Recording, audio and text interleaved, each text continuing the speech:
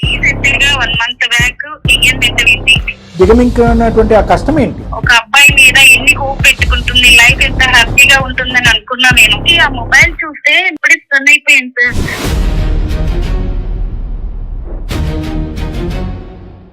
తన మెసేజ్లు చూశాను, చాలా ఘోరంగా ఉన్నాయి సార్. అమ్మాయికి నేను కాల్ చేశాను, ఎవరు ఏంటి అని కాల్ చేస్తాను. విష్ణు నీకేమవుతారు ఏంటి అని అడిగాను. తనకు నాకు రిలేషన్షిప్ ఉంది, తను లివింగ్ లో ఉన్నారు అని చెప్పింది.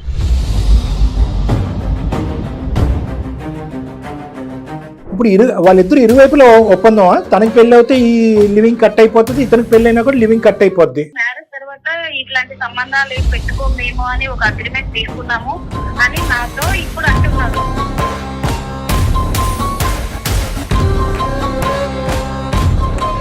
ఈ ఎంగేజ్మెంట్ కి పెళ్లికి మధ్యన మీ అమ్మాయిలు ఎందుకు తొందరపడతారో నాకు తెలియదు, కానీ ఫిజికల్ గా కూడా కలిసిపోయారు. అది జీవితం కూడా నాశనం అయిపోతుందని మీరు అక్కడే టెన్షన్ పడుతున్నారు. రేపొద్దున ఫస్ట్ నైట్ ఇంకో నైట్ చెప్తున్నాను, పక్కన పడుకుంటే కనుక నన్ను ఊహించుకుంటున్నాడా, ఆ గతాన్ని ఊహించుకుంటున్నాడా? ఎంగేజ్మెంట్ ముందు మీరు చేసినటువంటి కార్యక్రమాలు ఏంటి, ఇవి మేము తెలుసుకోవాలని అనుకుంటున్నాం. This is too much sir. ఇది మా పర్సనల్, ఇది మీరు నన్ను అడగాల్సిన అవసరం లేదు. ఇప్పుడు ఒకటి తమ్ముడు విను, ఈ రోజులలో అన్ని చుట్టూ తిరగాల, లేకుంటే నన్ను వదిలేస్తావా? మీరు 5 సంవత్సరాల పాటు ఒక లివింగ్ రిలేషన్షిప్ లో ఉన్నారు ఒక ఆడపిల్లతో. 5 సంవత్సరాలు కాదు, సంవత్సరం నుంచి మా మధ్య మ్యూచువల్ అండర్స్టాండింగ్ ఉంది. 5 ఏళ్ళు అయితే తప్పు, సంవత్సరం అయితే రైట్ అయిపోద్ది. ఆ విషయం కామన్ కాదు. మీరు కామన్ అనేటటువంటి సబ్జెక్టు ఈ రోజు పల్లవి కూడా ఇంకో పని చేసి కామన్ అని చెప్పచ్చా? దానికి మీరు ఒప్పుకుంటారా?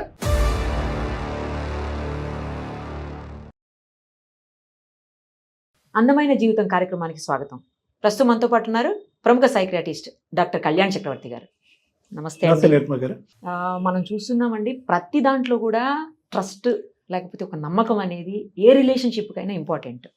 కానీ ముఖ్యంగా అమ్మాయి అబ్బాయిల రిలేషన్షిప్కి వచ్చేసరికి కొంతవరకే ఉండాలి ట్రస్ట్ అనేది. అది మించి వెళ్ళింది అనుకోండి, జీవితాలే నాశనం అయిపోయే అవకాశం ఉంటుంది.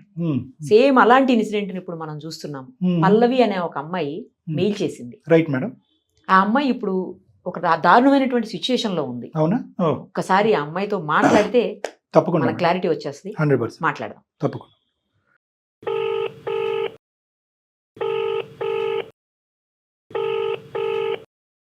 హలో. హలో అమ్మ పల్లవి అన్న మాట్లాడేది? చెప్పండి, ఎవరు? నేను నిరుపమ, సుమన్ టీవీ అందమైన జీవితం కార్యక్రమం నుంచి మాట్లాడుతున్నానమ్మా. మీ మెయిల్ చూసి కాల్ చేస్తున్నాను. డాక్టర్ కళ్యాణ్ చక్రవర్తి గారు కూడా ఉన్నారమ్మా. ఏం జరిగిందో మొత్తం చెప్పండి. నమస్కారం సార్. నమస్తే అమ్మా. నా ప్రాబ్లం అసలు చెప్పలేనంత సిచ్యువేషన్ లో ఉండిపోయాను సార్. మా ఫ్రెండ్ సజెషన్ ఇచ్చారు, ఇలా మెయిల్ పెడితే ప్రాబ్లం సాల్వ్ చేస్తారు. అసలు నా పేరెంట్స్ కూడా నేను చెప్పుకోలేను ఇలాంటి సిచ్యువేషన్ లో ఉన్నాను అనేది. రైట్ అమ్మా. రీసెంట్ గా 1 మంత్ బ్యాక్ ఎంగేజ్మెంట్ అయింది. ఎంగేజ్మెంట్ అయింది. మాకు తెలిసిన అబ్బాయి, మా అమ్మ వాళ్ళకి చాలా తెలిసిన అతను. తను కూడా ఒక సాఫ్ట్వేర్ ఎంప్లాయ్, హైదరాబాద్ లోనే చేస్తా ఉంటారు. సాఫ్ట్వేర్ ట్రైనింగ్ అమీర్పేటలో జాయిన్ చేశారు తనే. కోర్స్ కంప్లీట్ అయిపోతే ఇద్దరం కలిసి హైదరాబాద్ లో జాబ్ కూడా చేస్తూ ఉండొచ్చు అన్న ఉద్దేశంతో నన్ను జాయిన్ చేశారు తనే, కేర్ తీసుకొని. అంత బాగుంది, అన్ని బానే ఉన్నాయి. కానీ ఒక అమ్మాయి ఎన్ని కలలు కంటుంది, ఒక అబ్బాయి మీద ఎన్ని హోప్ పెట్టుకుంటుంది, లైఫ్ ఎంత హ్యాపీగా ఉంటుందని అనుకున్నా నేను. ఏమైంది పల్లవి మరి చెప్పండి. తెలియని నిజాలు తెలిస్తే ఇప్పుడే ఎలా ఉంటుంది అనేది కావట్లేదు మేడం. పెళ్లికి ఇంకా ఎన్ని రోజులు ఉందమ్మా పల్లవి? ముహూర్తం పెట్టుకున్నామండి. పెట్టుకున్నారు. దిగమింగినటువంటి ఆ కష్టం ఏంటి? అమీర్పేటలో ఒక హాస్టల్లో ఉంటున్నా నేను. తన పేరు విష్ణు. అంటే 1 వీక్ మధ్యలో బయటికి అలా వెళ్లే వాళ్ళం. నెక్స్ట్ మ్యారేజ్ కాబట్టి తనతో ఎక్కువ చాలా మూవ్ అయిపోయాను అన్నమాట. అంటే చెప్పాలంటే ఫిజికల్ కూడా మూవ్ అయిపోయాను.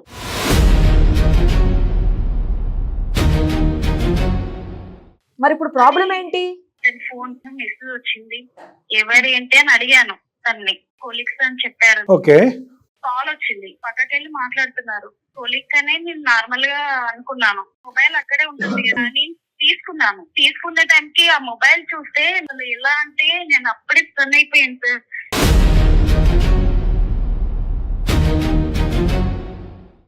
మాట్లాడుకున్నాం మ్యారేజ్ ముందుగా ఎవరైనా ఉన్నారా నీకు ఇట్లా మాట్లాడుకున్నాం మేము ఫస్ట్ స్టార్టింగ్ ఎవరు లేరు, నేనేం దాయలేదు కూడా అంత క్లారిటీ చెప్పాను. కానీ తన మెసేజ్ లో చూసాను చాలా ఘోరంగా ఉన్నాయి సార్. ఆ మొబైల్ నెంబర్ తీసుకున్నాను, డైరెక్ట్ తీసుకొని సైలెంట్ గా అక్కడ పెట్టేశాను. అమ్మాయికి నేను కాల్ చేశాను, ఎవరు ఏంటి అని, విష్ణు నీకేమవుతారు ఏంటి అని అడిగాను. అంటే తను చెప్పింది ఇలా తనకు నాకు రిలేషన్షిప్ ఉంది, తను లివింగ్ లో ఉన్నారు అండ్ సంబంధం ఉంది అన్నట్టుగా చెప్పింది. ఓ అమ్మాయికి అబ్బాయికి రిలేషన్షిప్ ఉంది, లివింగ్ లో ఉన్నారంట. లివింగ్ లో. అదే ఎన్ని ఇయర్స్ అమ్మా, ఎన్ని ఇయర్స్ బట్టి? 5 years సార్. 5 years బట్టి లివింగ్ లో ఉన్నారా వాళ్ళు? ఓ ఉన్నారంట. అంటే ఎప్పటికీ పెళ్లి చేసుకోకూడదు అని అనుకున్నారా? ఇంకా ఏం చెప్పింది ఆ అమ్మాయి చెప్పండి. నేను అవన్నీ అడగలేదు, పెట్టేశారు ఫోన్ అంతే, అంతే. అన్నం ఉడికిందో లేదో ఒక మెతుకు చాలు. విష్ణుని డైరెక్ట్ అడిగాను, ఈమె నీకు ఏమవుతుంది, ఒకటే సమాధానం చెప్పు, నీకేమవుతుంది అని అడిగాను సార్. అడిగితే నా ఫ్రెండ్ అన్నారు. నేను మొబైల్ లో స్క్రీన్ షాట్ తీసుకున్నాను మెసేజెస్ అన్ని. ఒక ఫ్రెండ్ ఇంత మెసేజెస్ చేస్తారా చెప్పు అని అన్నాను. అంటే అప్పుడు నిజం చెప్పాడు సార్. ఒప్పుకున్నాడా? ఒప్పుకున్నాడు. అప్పుడు తనకు నాకు సంబంధం ఉంది, మ్యారేజ్ తర్వాత మేము అవన్నీ డ్రాప్ చేసుకుంటామని ఒక ఒప్పందం కూడా చేసుకున్నాము. ఇప్పుడు వాళ్ళిద్దరు ఇరువైపులో ఒప్పందమా? తనకి పెళ్లి అవుతే ఈ లివింగ్ కట్ అయిపోతుంది, ఇతనికి పెళ్లి అయినా కూడా లివింగ్ కట్ అయిపోద్ది. అంతవరకు అయితే క్లారిటీగా ఉన్నారా ఇద్దరునా? కానీ ఇతరు అలా క్లారిటీ చెప్తున్నారు సార్. అసలు నేను ఏం నిర్ణయం తీసుకోవాలి, అసలు పెళ్లికి ముందే ఇంత ఇలా చేస్తుంటే పెళ్లి తర్వాత. అమ్మాయి ఇతని మనసులో ఎక్కడా లేదా, తీసేసాడంట కంప్లీట్ గా.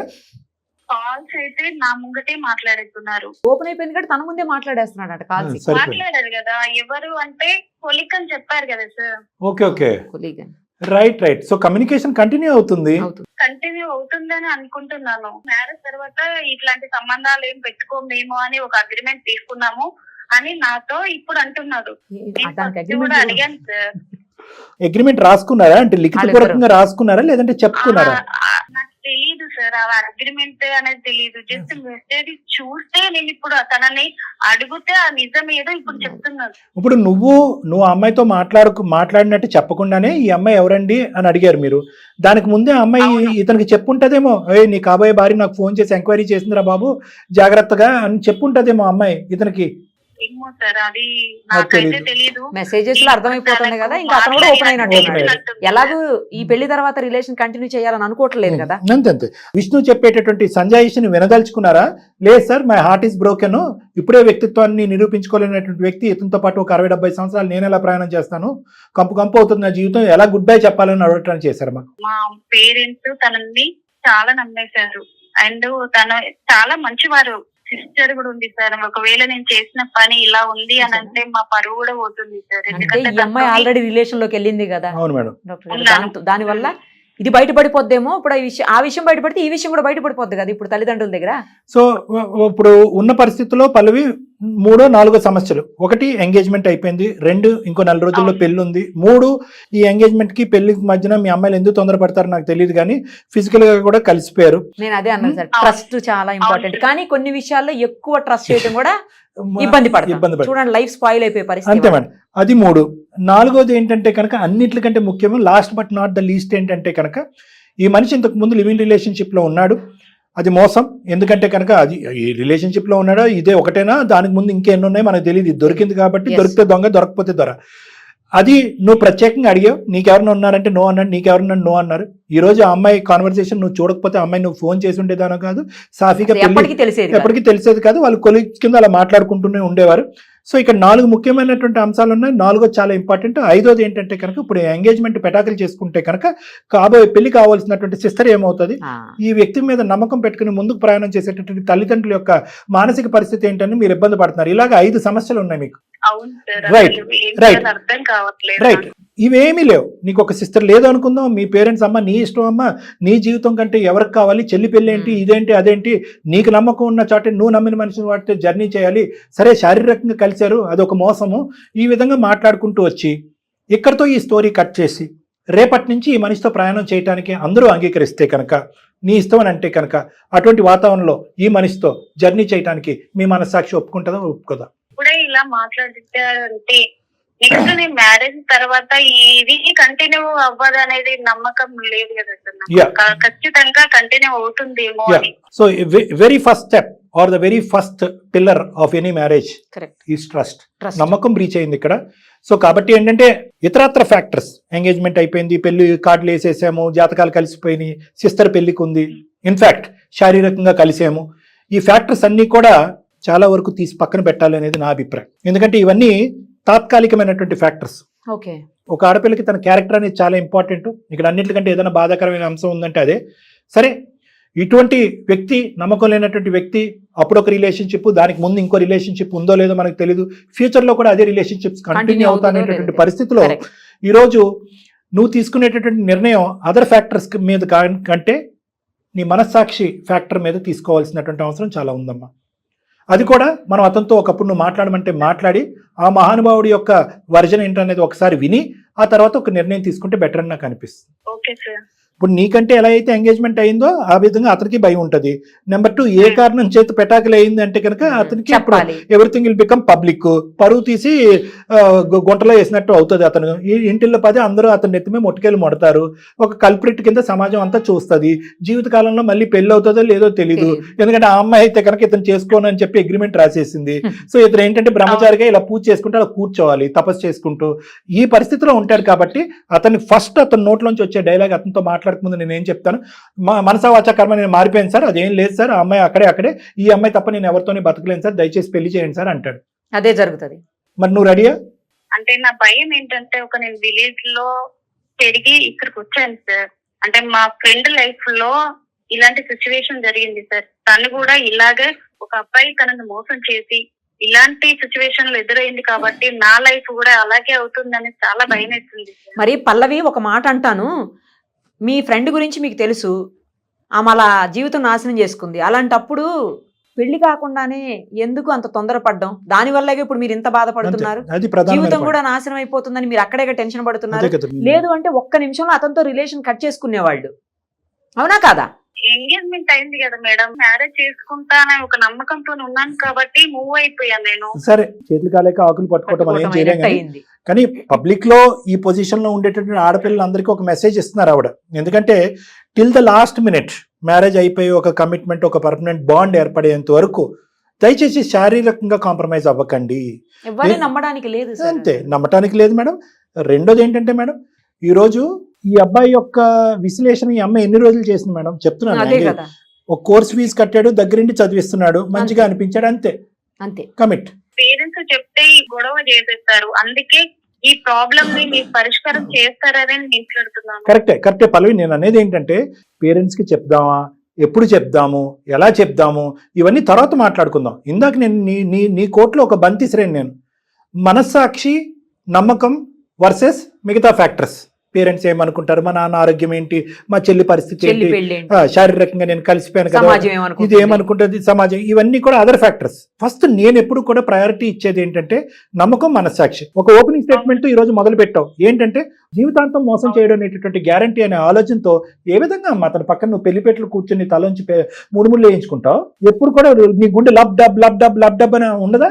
రేపొద్దున ఫస్ట్ నైట్ ఇంకో నైటో చెప్తున్నాను, పక్కన పడుకుంటే కనుక నన్ను ఊహించుకుంటున్నాడా, ఆ గతాన్ని ఊహించుకుంటున్నాడా చెప్తున్నాను. నేను మాట్లాడే మాటలు కరెక్ట్ కాదో నాకు తెలియదు, కానీ ఈ విధంగా డబుల్ స్టాండర్డ్స్తోని, డబుల్ మైండెడ్నెస్, రెండు పడవల్లో కాలేసేటటువంటి వ్యక్తికి కేవలం నేనే అతని మనసులో ఉన్న ఐఎమ్ ఈజ్ బెటర్ ఆఫ్ అనుకుంటూ ఎంతకాలం ప్రయాణం చేయగలం? ఏం చేస్తే కనుక అతను అంటావు లేదు నిజంగా మారాడు అనుకుందాం, మనస్ఫూర్తిగా మనసవాచ కర్మ మారాడు అని అనుకుందాం. నీకంటూ ఒక బీజం పడింది కదా, ఒక అనుమానం. ఒక ఆడపిల్ల కొలీగ్ ఫోన్ ఎత్తే నీకు అనుమానం వస్తుంది, బయటకు ఒంటరిగా వెళ్తే అనుమానం వస్తుంది, ఒక టూర్కో ట్రిప్కో వెళ్తే అనుమానం వస్తుంది. ఎవరు సుఖపడతారు ఇందులో? కాబట్టి నేను నిన్ను మెంటల్గా ఏం ప్రిపేర్ చేస్తున్నానంటే మిగతా ఫ్యాక్టర్స్ అన్ని తీసి పక్కన పెట్టి నీ మనస్సాక్షికి ఈరోజు అతనితో మాట్లాడిన తర్వాత ఫైనల్గా నీ మనస్సాక్షికి ఏమంటుంది, నీ అంతరాత్మ ఏమంటుంది, నీతో ఏం చెప్తుంది, వద్దే బాబు ఎందుకు ఈ తలనొప్పి, మిగతా ఫ్యాక్టర్స్ అన్ని తర్వాత చూసుకుందాం, తూర్పు తిరిగి దండం పెట్టి పద అనంటే అది ఒక ఎత్తు. లేదు సార్ నేను అన్ని కాంప్రమైజ్ అవుతాను, అతని మాటలో ఒక నమ్మకం వచ్చింది, డాక్టర్ గారు, నిరుపమ మేడం మీకు కూడా ఒక నమ్మకం వచ్చిందా, లేదంటే మీ ఇద్దరం కౌన్సిలింగ్కి రావా, మీ దగ్గరికి వస్తే కనుక ఒక క్లారిటీ వస్తుందని అనుకుంటారా, తర్వాత నిర్ణయం తీసుకుందాం అంటే అలా కూడా చేద్దాం. మాట్లాడిన తర్వాత ఆలోచిస్తాను. తప్పకుండా. అతని పేరేమన్నారమ్మా? విష్ణు గారికి. సరే కలపండి అమ్మా ఫోన్. అమ్మ కలిపి విష్ణుతో కలిపి మేము బ్యాక్గ్రౌండ్లో ఉన్నాము అనేది ఒక 2 నిమిషాలు చెప్పకుండా జనరల్గా అతనితో కాన్వర్స్ చేయమ్మా. దాన్ని బట్టి అతని వ్యక్తిత్వం ఏంటనేది మనం అసెస్ చేసుకోవచ్చు. The person you are speaking with has put your call on. Hello, చెప్పు పల్లవి. ఎక్కడున్నావు? నా క్యాబిన్ లో ఉన్నా. నిజం చెప్పు. చూపెట్టాల నువ్వు వర్కులు నువ్వు అట్లనే చెప్తున్నావు విష్ణు. ఏంటిది ప్రాబ్లం నుంచి నాకు అర్థం కాల. ఇప్పుడు నేను అందమైన జీవితంకి మేలు పెట్టాను, లైన్ లో కూడా ఉన్నారు. పిచ్చా నీకు?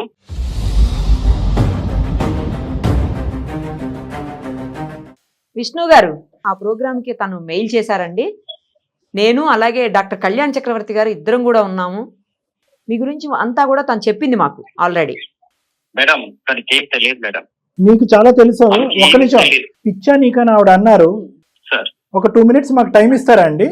మాట్లాడండి సార్. ఒక అమ్మాయి జీవితం సందిగ్ధంలో ఉంది.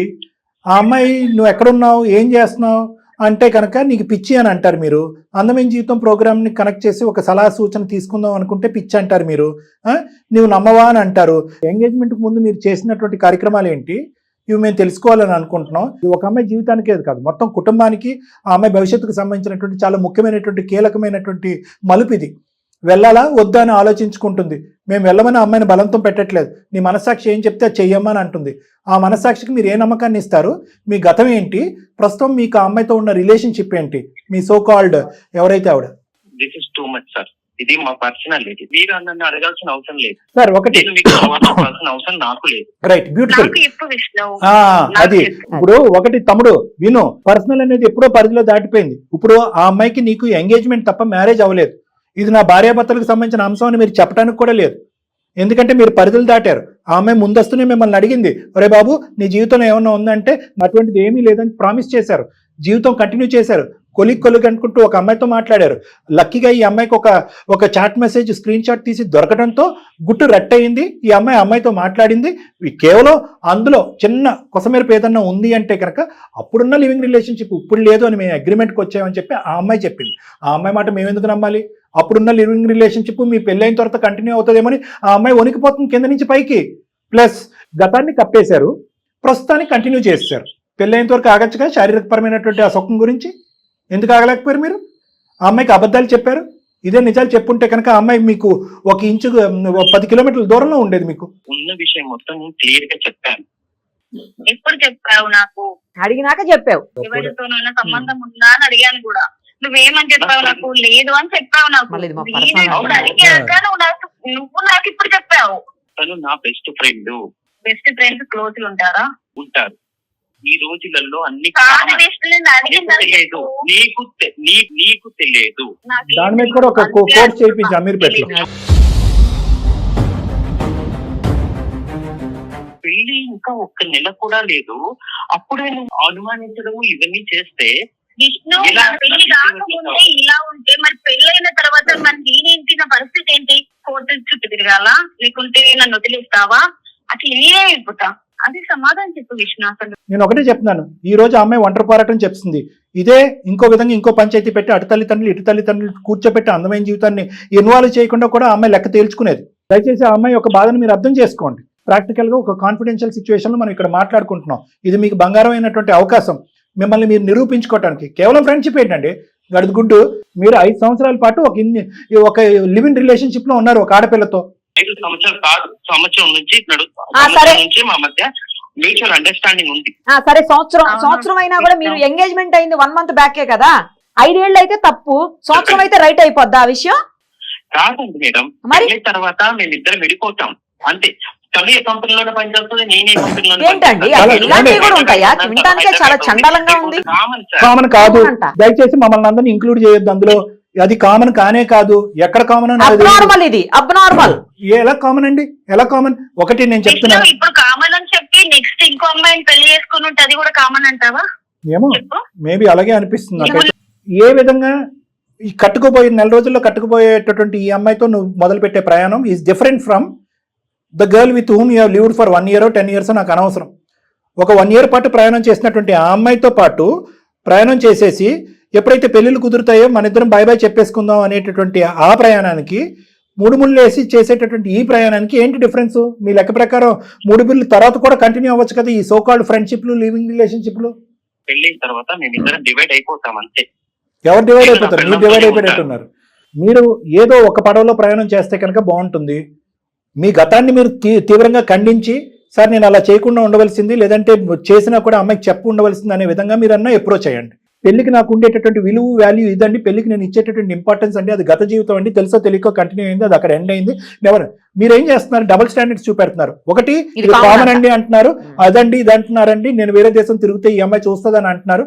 ఇంకో పక్క నుంచి పెళ్లికి దానికి సంబంధం లేదండి, పెళ్లి కావాలి. ఎలా మాట్లాడుతున్నారు రెండు మీరు? మాకు అక్కర్లేదు. నువ్వు చేసుకోబోయేటటువంటి నీ భార్యకి ఏ నమ్మకం చూపెడుతున్నావు ఈ డిస్కషన్ ద్వారా? మీరు what trust are you giving? మీరు కామన్ అనేటటువంటి సబ్జెక్టు ఈ రోజు పల్లవి కూడా ఇంకో పని చేసి కామన్ అని చెప్పచ్చా? దానికి మీరు ఒప్పుకుంటారా? Let us be very straight. మీరు చదువుకున్న వాళ్ళు ఏవో కోర్సులు అవి చేశారంట, మనం ప్రాక్టికల్ గా స్ట్రైట్ గా మాట్లాడుకుందాం. ఇది బురద జల్లేటటువంటి కార్యక్రమం కాదు. నేను ఉన్న విషయం చెప్తాను మేడం. 1 month బిఫోరే మేమిద్దరము డిసైడ్ అయిపోయాం. నేను, నా గర్ల్ ఫ్రెండ్ సోను. నిజానికి ఇది ఎవరికి తెలిసేది కాదు, ఇది బయటకు వచ్చేది కూడా కాదు. మేమిద్దరము మ్యూచువల్ అండర్స్టాండింగ్ తో ఎప్పుడో డివైడ్ అయిపోయాం కూడా. చెప్పేద్దాం అనుకున్నా. 1 month అయిపోయింది, మేము ప్రశాంతంగా ఉన్నాము. కాకపోతే ఈ అమ్మాయి ఎప్పుడైతే కాల్ చేసి ఆ అమ్మాయిని అడిగిందో అప్పటి నుంచి నన్ను ఇలా సతాయించడం అడగటం తప్పు అయిపోయింది. నా తప్పు అయిపోయింది, మేము ఒప్పుకుంటున్నాం. నాకు పల్లవి కావాలి, ఎందుకంటే పల్లవి నేను చిన్నప్పటి నుంచి చూస్తున్నాను, కొంచెం దూరం రిలేటివ్ అమ్మాయి. ఇక ముందు సంసారం మొత్తం పల్లవితోనే నేను గడపాలి. అదే తమ్ముడు, నువ్వు ఎంగేజ్మెంట్ తర్వాత ఎటువంటి నమ్మకాన్ని ఇచ్చావు? ఇష్యూని దాచిపెట్టావు. మీరిద్దరు ఏదో లాస్ట్ మినిట్ లో అనుకున్నారు, నేను పల్లవిని పెళ్లి చేసుకుంటాను, ఇప్పటి వరకు జరిగినటువంటిది అంతా కూడా కప్పేద్దామని అనుకున్నారు. ఈ రోజు పల్లవి వెళ్ళి ఆ అమ్మాయిని అడగటం అనేది బూత్ అయిపోయింది ఇక్కడ. ఇప్పుడు నేను అనేది ఏంటంటే, నువ్వు ఇప్పుడు మేం కాదు ఇక్కడ మాట్లాడేది, అమ్మ పల్లవి మంచిడేనమ్మా, దేవుళ్ళు అంటాడమ్మా, ఏదో ఎక్కడో పేడ తొక్కాడు ఇప్పుడు కడుక్కుంటాడంటే అని మేం చెప్పలేము ఆ అమ్మాయికి. నువ్వివ్వాలి ఆ నమ్మకాన్ని. ఒక పక్క నుంచి నువ్వు సమర్థించుకుంటావు, నువ్వు వెళ్తే కనుక 1 way ట్రాఫిక్. ఆ అమ్మాయికి నమ్మకం కలిగించు, ఇటువంటి తప్పు జరగదు మళ్ళీ జీవితంలో, ఆ అమ్మాయితో ఎటువంటి కమ్యూనికేషన్ ఉండదు, ఏ విధంగా మీ ప్రయాణం కొనసాగింది, ఎందుకు మీరు కలవాలి అనుకున్నారు, ఎందుకు లివింగ్ రిలేషన్షిప్ లో ఉన్నారు, ఇప్పుడు ఎందుకు విడిపోవాలని అనుకుంటున్నారు. మరి ఒక సంబంధం ఏర్పడిన తర్వాత ఒక 365 days 5 years ఒక బాండ్ ఏర్పడిన తర్వాత రాత్రి అది ఎలా తెంచేస్తారు?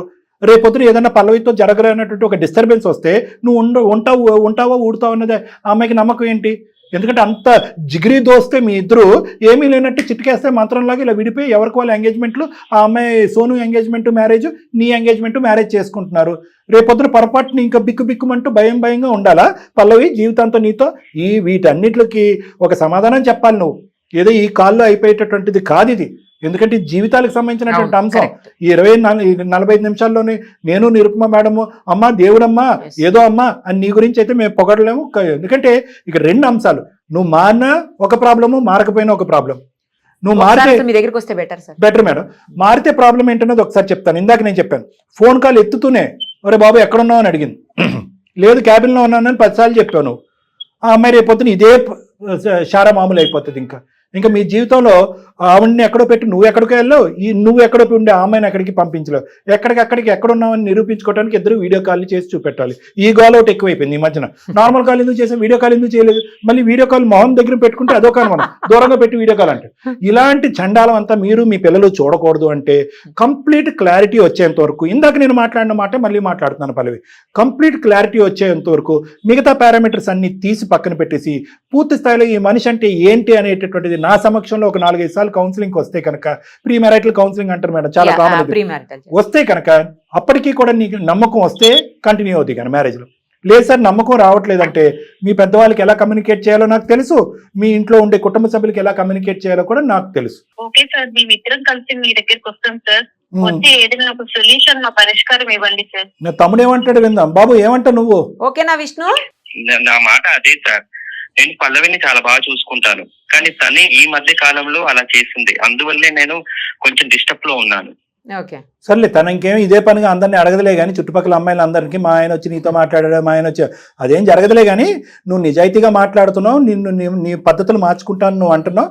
నా సమక్షంలో లైవ్లో అంటే నా క్లినిక్లో ఫేస్ టు ఫేస్ కూర్చుని మాట్లాడితే కనుక ఆ అమ్మాయికి ఒక అండర్స్టాండింగ్ వస్తుంది, అనుభవం ఉన్న నాకు ఒక క్లారిటీ వస్తుంది, దాన్ని బట్టి మనం ముందుకెళ్ళచ్చు. ఓకేనా? ఓకే సార్, రండి. ఓకే రైట్ పల్లవి, మరి సార్ని కలవండి. Thank you madam. Thank you. Thank you. Thank you sir. Okay అమ్మ, బాయ్ అమ్మ, బాయ్. అది మేడం, అంటే మనం ఇప్పుడు నేను ఏంటంటే మేడం, ఇది చాలా డెలికేట్ ఇష్యూ. ఎస్పెషల్లీ ఇది లవ్ మ్యారేజ్ ఏమీ కాదు, మీరిద్దరు డిసైడ్ అవ్వండి. అవును అవును, ఇది పెద్దలు కుదిర్చింది. పెద్దలు కుదిర్చారు, పబ్లిక్ లో జరిగినటువంటిది, శారీరకంగా అవును. కలిసింది, ప్లస్ నెల రోజుల్లో పెళ్లి, పిలుపులు గిలుపులు అన్నీ అయిపోయి ఉంటాయి ఈ పాటికి. సో నేనేంటంటే ఇది కొద్ది డెలికేట్ గా మనం డీల్ చేయాలి. ఆ అబ్బాయి నా దగ్గరికి వస్తే కనుక అసలు ఆ అబ్బాయిలో ఎంత నిజాయితీ ఉందన్నది మనం కనుక్కుందాం. ఎంతవరకు ఆ రిలేషన్షిప్ కట్ అయిపోయింది అనేది నేను కొంతవరకు బ్యాక్గ్రౌండ్ వెరిఫికేషన్ కూడా మనం చేద్దాం మేడం మన టీం ద్వారా. తప్పకుండా. చేసిన తర్వాత ఎస్ నిజంగా వీళ్ళిద్దరు జరిగినంత కాలం కంటిన్యూ అయింది, నిజంగా విడిపోయారు, అటువంటి బంధం ఏమి కంటిన్యూ అవ్వదు అనేది మనకి వీళ్ళతో మాట్లాడటమే కాకుండా క్రాస్ సెక్షనల్ ఇతరత్ర డేటా వచ్చిన తర్వాతే అప్పుడు ఈ అమ్మాయికి ఒక గ్యారంటీ ఇవ్వడానికి మనం రెడీ అవుతాం. లేదంటే మాత్రం విడగొట్టడమే బెటర్ అనేది నా అభిప్రాయం. Perfect sir. Let us see. Thank you so much. Thank you.